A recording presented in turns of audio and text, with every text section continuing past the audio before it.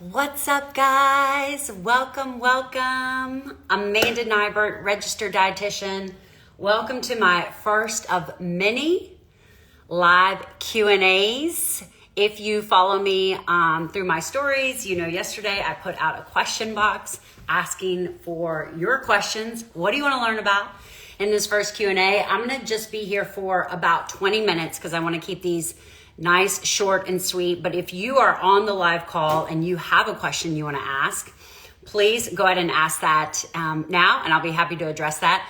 I would also love if you would share this live either now or after with your friends and family so they can see it too. So I'm going to go ahead and kind of get started. A little bit about myself. I'm 45 years old. I've been a registered dietitian for over 20 years, been in the field of weight loss for the majority of that time. And again, my belief is that we are overcomplicating nutrition for weight loss, okay?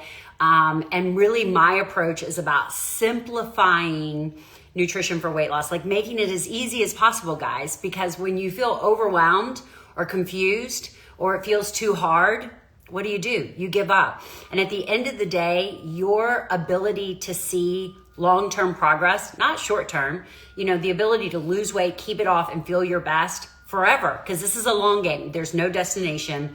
It is a journey, is really about your ability to do the things consistently. Yes. All right. So I'm going to jump into a couple of the questions that you guys posted in my stories, and then I will answer some of the questions that are coming in right now. I love that. Number one, how do you count collagen peptides in daily protein since it's not a complete protein source? I love this. So that's like the collagen protein, which is super popular right now. I actually have a whole blog post on this. And really, I've been taking collagen peptides for almost 15 years before it was definitely trendy.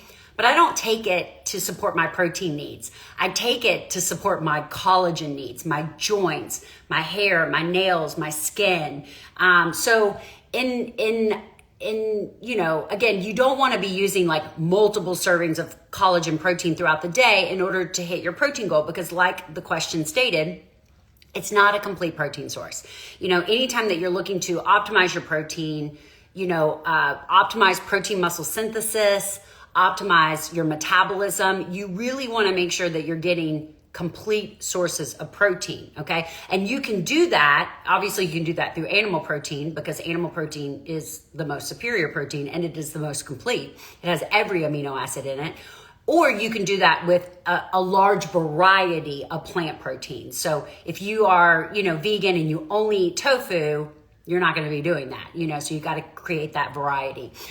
So with regards to the collagen peptides, I usually tell my clients that they're allowed to count one serving towards their protein goal. But for me, I don't count any of it, okay? I still try to aim for 120, 130, 140 grams of protein a day without it. So great question. All right, tons of questions coming in. So I'm just going to start with you guys and go ahead and answer those since you're here. Your link on your pink, white, and tan dress. I have no clue. DM me. I'm not sure which dress you're talking about. Oh, that kind of leopard dress I had on, Rent the Runway. Yes, I tried to find a link to it, but it must be an old design and I couldn't find it. Where did I learn to dance? I cannot dance at all. Let's see here. Do you still recommend highlight electrolyte drops? And if not, what are the reasons? I've noticed that you've been using other electrolyte options. Okay, guys, I love electrolytes. Electrolytes are your missing supplement, okay? Somebody was asking me about fat burners. What is your view on fat burners? Fat burners are the biggest joke, the biggest waste of money ever. Like, don't do it. Electrolytes, invest your money in that. Magnesium, invest your money in that. Like, your return on your investment is huge there. So I personally don't like drinking plain water. It's so much harder for me to drink plain water. So I love flavored water. And that's why I typically use the Ultima multiple times a day, the Element, once a day. But the Highlight are like an unflavored electrolyte product, and they're amazing. If you're someone that wants to completely avoid artificial colors and dyes and sweeteners, even though the ones I use have like stevia in them, then the highlight is great to use. Again, on my blog, I have a whole blog on the importance of electrolytes because it will change your life for sure. Okay, let's see here. It keeps defaulting back. That's me, so overwhelmed. You are not alone, Jen. Actually, I just messaged you in your DM. Jen, you look freaking awesome, okay? You are definitely being way too hard on yourself. And I actually see that a lot. You know, some of my most challenging clients are ones that are 10s that want to be 12s, you know?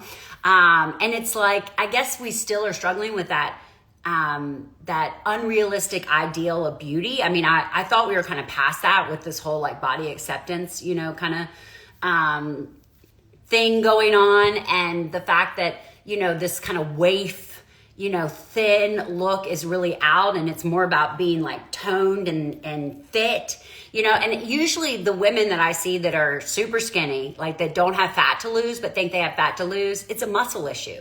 Like they don't really want to lose weight. What they want is like muscle definition. And that has nothing to do with your diet. I mean, yes, it does, but that has to do with your effort in the gym and your ability to lose weight, to build muscle. And guess what? You cannot build muscle in a caloric deficit, you know? So a lot of people that, you know, it's like, if you have that last 5 to 10 pounds to lose, most likely you don't need to lose 5 to 10 pounds.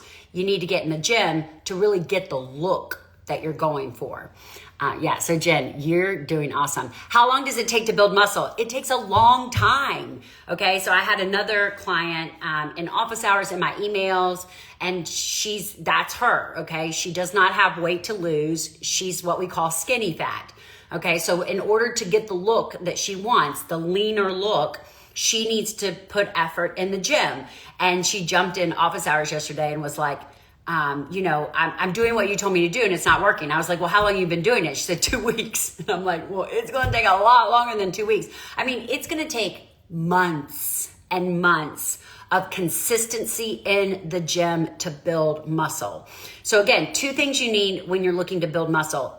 Ideally, you're not in a caloric deficit, okay? There is a handful of people that can build muscle in a caloric deficit, okay? Let me say who those are. Number 1, someone who's not doing anything, okay? You eat like crap, you are not exercising. That person could potentially go in a caloric deficit, work out, and actually build muscle, all right?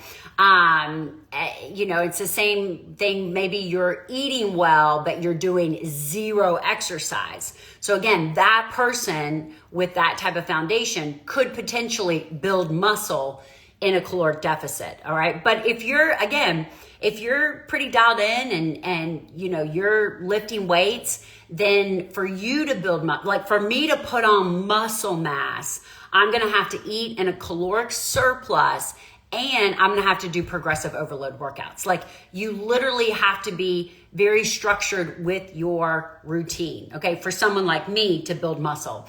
So those are kind of the 2 things that you want to do. And I mean, you know, that's why most like progressive overload programs are, you know, typically about 12 weeks, all right, because it's going to take you a good 12 weeks to kind of put on muscle at a minimum, all right? So it doesn't happen overnight.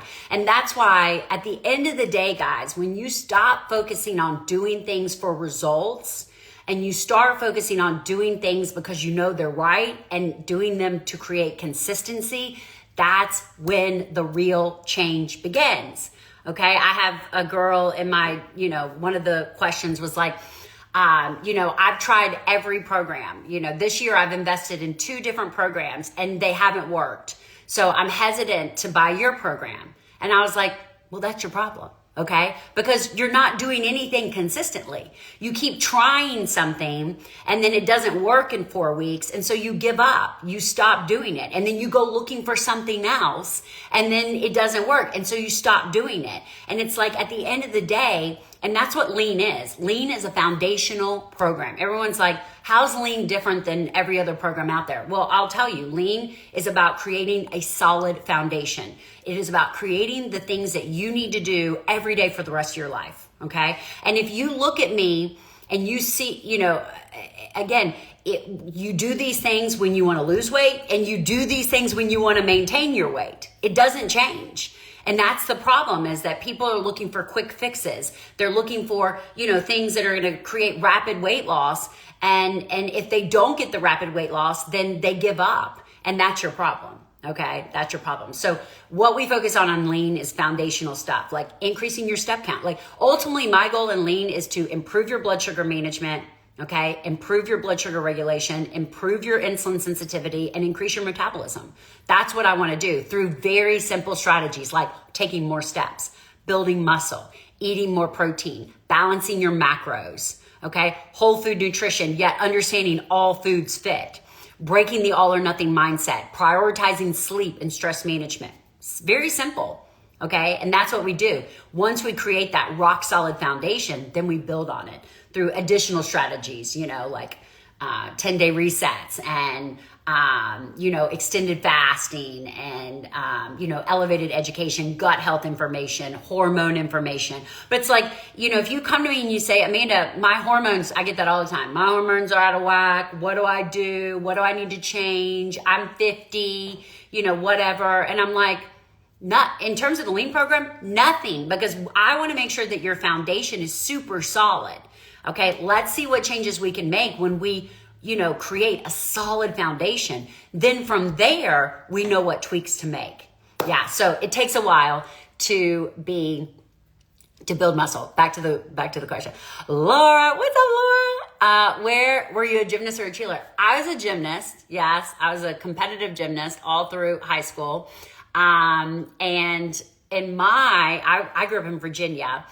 In my high school, I think I was the only one that could really do like a round out back handspring back tuck, as a cheerleader, and they wouldn't let me on the team because I couldn't cheer for like basketball because it was gymnastics season. Like we actually had gymnastics in high school. Can you imagine? Yeah, high school gymnastics. It was awesome. I suffer from RA in pain daily. Oh, I hate to hear that.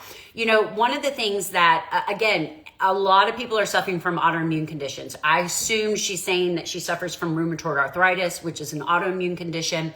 And for someone that's dealing with that, my suggestion would be don't start with macros, okay? Start with food selection, okay? Eat all you want, but of certain foods. So the top 5 inflammatory foods that we are consuming in excessive amounts in the United States are sugar, okay? Added sugar. I'm not talking about fruit. I'm talking about cookies, cakes, pies, donuts, and they add sugar to crazy things. Salad dressings, marinades. I mean, it's everywhere. Sugar, alcohol. I know you don't like to hear that. Gluten, cow dairy, soy, and corn. Okay. So those corn and soy, those are kind of like 5 and 6. All right. So in Lean, we do talk a lot about inflammation, and we do talk about the fact that if you're struggling with an autoimmune condition like rheumatoid arthritis, ulcerative colitis, Crohn's, Hashimoto's, that there is a significant benefit in you potentially eliminating those foods from your diet. And I am of the mindset, because again, guys, I've worked with thousands and thousands and thousands of people over the last 2 decades. And I'm of the mindset that something's better than nothing. Okay. And a lot of people don't see it that way. They're like, oh, well, if you have RA, you should never eat gluten and you should never eat dairy. And I think for a lot of people, that's a challenge. So in my mind, it's like cut out gluten and dairy 50% of the time. If you still don't feel better, cut out gluten and dairy 80% of the time. If you still don't feel better, then yeah, cut out gluten and dairy 100% of the time for 4 weeks and see how you feel. Most people that are dealing with an autoimmune condition have leaky gut. And it's like, if we can heal your gut, again, reduce the chronic inflammation going in your body, whether it be from gluten, dairy, sugar, alcohol, corn, soy, whether it be from additives, antibiotics, medications, all of those things break down our gut lining, whether it be the things we put on our skin, the external toxins. I mean, we live in a very toxic environment. Ultimately, healing your gut will make you feel so much better. So For someone like you, I would focus more on food selection. Typically joint pain, gluten and dairy are big for that. So if you're struggling with that, let me know. What's up, Helen? Thank you so much. How many carbs are recommended to not gain weight? Alex, that is a loaded question. Everyone's carb goal is going to be different and specific to their body type, their activity level, and that goes with macros across the board. So macros is short for macronutrients, carbohydrates, proteins, and fats. What I teach in my lean program is that the makeup of your calories matter big time. Okay. If you eat 5,000 calories of just fat, guess what? You'll lose weight. If you eat 5,000 calories of just carbs, guess what? You'll gain weight. All right. So I really teach this macro management approach to caloric control, because to lose weight, you have to be in a caloric deficit. Okay. So that's key too. But I would say most people can consume 150 carbs a day and still lose weight. Okay. Men could probably consume 200 carbs a day and still lose weight. And that is what is also very frustrating to me as a registered dietitian, is the narrative that we've created around macronutrients. All right. We've created nutritional guidelines based on the fear of macronutrients. It started with the fear of fat in the 80s and 90s, right? I'm 45. Okay. I grew up on fat-free ranch, spray butter, Snackwell cookies, and 100-calorie fat-free packs. Okay. You know what I'm talking about? So it was the fear of fat. Well, we realized very quickly that that was wrong. Okay. But fast forward to today, and now it's the fear of carbs and sugars. And yes, excessive intake of carbs and sugars is a significant issue, and why most Americans are obese is because of the overconsumption of carbs and sugars. But just because a lot is bad doesn't mean, a little is not. And that's what I try to teach. I mean, again, I feel for you guys, especially those that go to, say, your physician who sees, 50 patients in a day, who has very little time to sit down and really help you understand and educate you. And their solution is low carb diet. I hear it all the time. Amanda, I went to the doctor, I have PCOS. He said, eat less than 30 grams of carbs. Amanda, I went to the doctor, I'm diabetic. He said, she said, eat less than 30 grams of carbs. Guys, that's not sustainable, and it's not necessary. All right. Because when you balance out your other macronutrients, especially your protein, most important macronutrient for health and wellness, with healthy fats and fiber, with, say, like 50 carbs a meal, your blood sugar is beautiful. It's beautiful. Yeah. So in general, carb needs are going to vary. But I would say, a good kind of threshold is about 150 a day, 50 a meal. 44 and menopause, what should be our main focus points daily? Again, Jen, listen, I already told you what you need to do. You need a lot of protein, and you need to get in the gym, because you already look really good, girl. Amanda, when you were wearing your glucose patch, did you find any results that really surprised you? I'm still wearing my CGM, continuous glucose monitor, still testing a ton of foods, and absolutely, it is such an eye-opening experience. What I do want to preface, what I'm about to say, is that in reality, every single person will react differently to every single food. Okay. So just because I'm seeing a certain response does not necessarily mean you're going to see the same response. However, I would predict that like 75% of you would see the same response. Okay. So typically, or you would see the same trends. All right. Maybe not the exact same numbers, because the numbers, for me, not being a diabetic and the fact that my blood sugar is within normal range, the numbers don't matter to me. Okay. What I'm looking at is change. Okay. So how much does my blood sugar actually change? Ideally, you want it to be under 30 points. How high does it go? What's the peak? Ideally, you want your peak to be under 140. And how quickly does it recover? It come back to baseline. Ideally, you want it to recover within 2 hours. So you would assume that, again, most people would have similar trends as I would as I'm testing the products, okay? But everyone's different, and that's why there's a lot of value in, investing in this type of, device for at least a month. I won't be doing another CGM group with me until the new year, but if you have any questions, DM me and I will connect you with the company that I use because they're awesome. So I think the most surprising thing that I've learned, to answer your question, is how effective a handful of blood sugar hacks are, okay? And I'm gonna share 2 with you right now, all right? And I'll share a lot more. I'll share more with you in another video. Number 1, movement around meals. It is super powerful, okay? So walking, squatting, moving before your meal, walking, squatting, moving after your meal matters. It can improve your blood sugar response by up to 30%. And I've got a reel that I'm going to post that shows you that I tested it. So I had a frozen meal that I absolutely love, high protein, great caloric intake, love it. It spiked, okay? Put my blood sugar over 140. The change was over 30, not an ideal response. And I'm like, this is a go-to meal for me.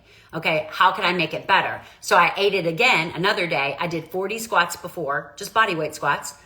While it was in the microwave, I was just in my kitchen squatting.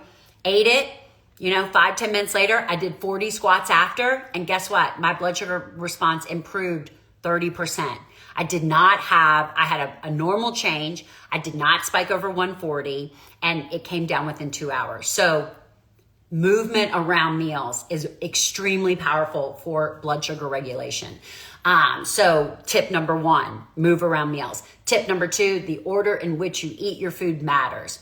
Fiber first, protein second, carbohydrates last, okay? So anytime that you can consume any type of fiber, here's an added bonus. Tip number 3, do a small grain salad with oil and vinegar. Vinegar is another really powerful support to blood sugar regulation. So at the beginning of any meal, get in the habit of eating a really small salad, put whatever you want in it with some oil and vinegar, okay? Don't use balsamic vinegar. It's the only vinegar that typically has sugar added to it. So use red wine vinegar, white vinegar.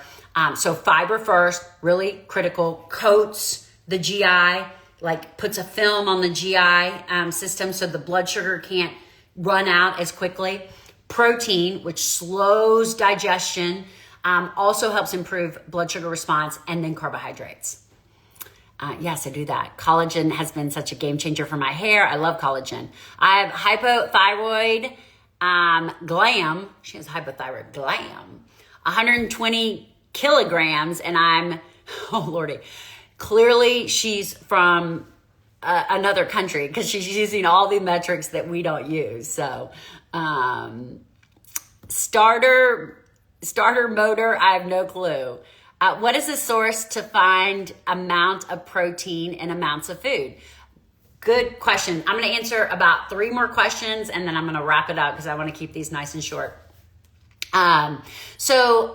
Food labels is a great place to start. All right. So any food that you buy has a label. It gives you a serving size.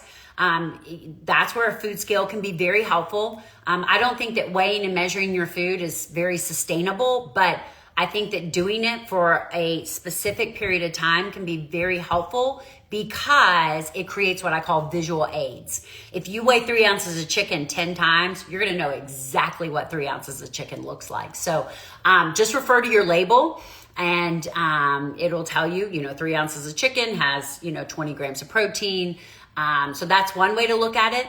Also, the internet, my favorite, like a lot of times I just want to say GTS to a lot of people, and what does that stand for? It stands for Google that shit. Okay. I'm always like mystified when people are like, what's dry brushing, and I'm like, Google that shit. Okay. Like you're going to find out exactly what dry brushing is. So, if you want to know the protein intake of a food, Google it. Okay. It'll be right there. There's also like hundreds of tracking apps that you can use. You actually get access to my tracking app and the Lean program. But there's other ones out there that you can just download. I would not take nutritional advice from a tracking app because all of them will put you at 1,200 calories, not enough protein, a mess of a macros. So seek professional advice for what your macros should be. But download a tracking app and just start tracking. And that's not a bad idea, guys. Like if you just have really kind of no understanding of where you are, change nothing, track everything. Like starting today, download a tracking app. Don't change anything in your diet. Just track for the next 4 or 5 days. I guarantee you're not eating enough protein. I guarantee you probably half of you are under eating. And the reason why you can't lose weight is because you're under eating, not because you're overeating, okay? And then a lot of times it's like you're under eating, but you're overeating carbs. Everything's out of balance. That's what I teach you in Lean. What brand of collagen peptides do you recommend? I use the Vitals peptides. Love your haircut. I know, trust me, I had extensions for about 3 weeks because I would love some mermaid hair, but this girl, this hair ain't growing. How do those compare to Noon? I love the Noon. Well, I don't personally love the taste of Noon tabs. That's why I don't use them. I prefer the taste of Ultima and Element-T over the Noon, but the Noon will fare just as well as the Ultima and the Element-T. So those are great too. Do you recommend adding cardio with resistance strength or just adding steps? I recommend, Jen, for you, I recommend all strength and steps. And that's really honestly what I recommend for most people. Building lean muscle mass is the most effective way to increase your metabolism, period. Okay. And that's what we're dealing with. You know, right now we're not dealing with a fat issue. We're dealing with a lack of muscle issue. You want to hear a scary stat that I heard the other day?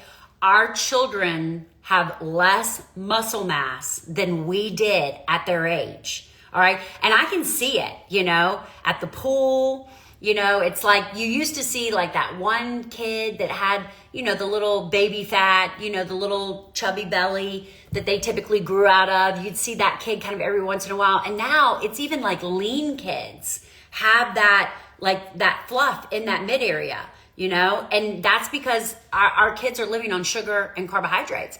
And trust me, fatty liver disease is going to overtake every other chronic ailment in the United States in the next 10 years because of this muscle issue. All right. So it is all about muscle. Okay. Cardio, like running, biking, you know, elliptical. You're not going to build muscle that way, guys. Okay. You're spinning your wheels. All right. We want long-term metabolic improvement, and we're going to get that through building strength and increasing our step count. So, I mean, if you're doing nothing, cardio is better than nothing. But if you have time to spend 30 minutes on a treadmill, then spend 30 minutes lifting weights. I know your Apple Watch will tell you differently, but it's a better choice of your time.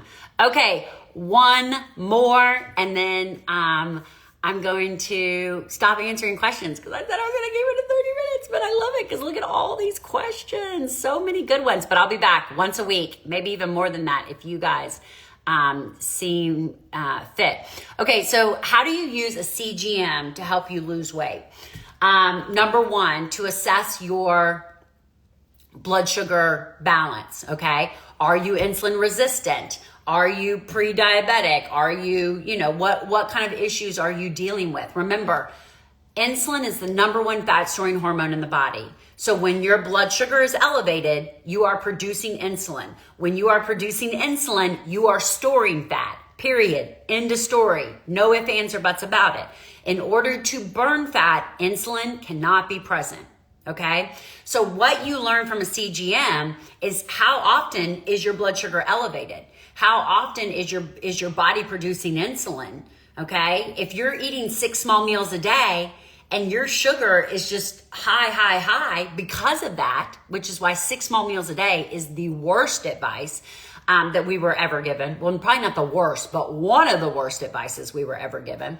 Then that's why you can't lose weight, because insulin is always present. The only time you have the ability to burn fat is when you're sleeping at night.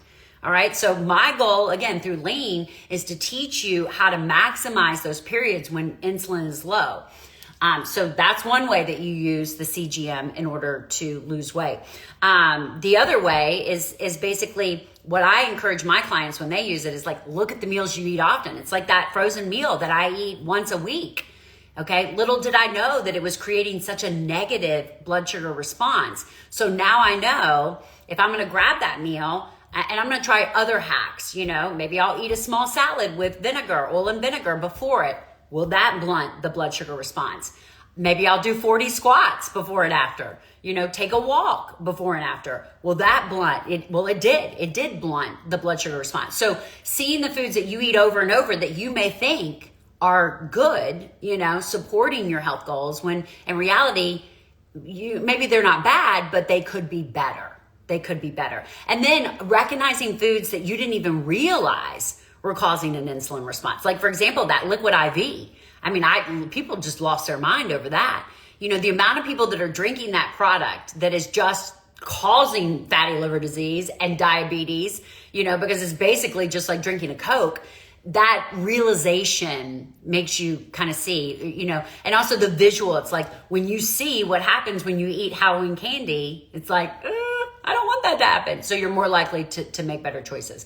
So those are the ways that you utilize it. It's just one piece of the puzzle. You're not going to get a CGM, manage your blood sugar and lose weight, because weight loss is also about how you sleep, how much alcohol you drink, how much muscle you have, how many calories you're eating, how much protein you're getting. It's not all about blood sugar regulation. All right, guys, love this.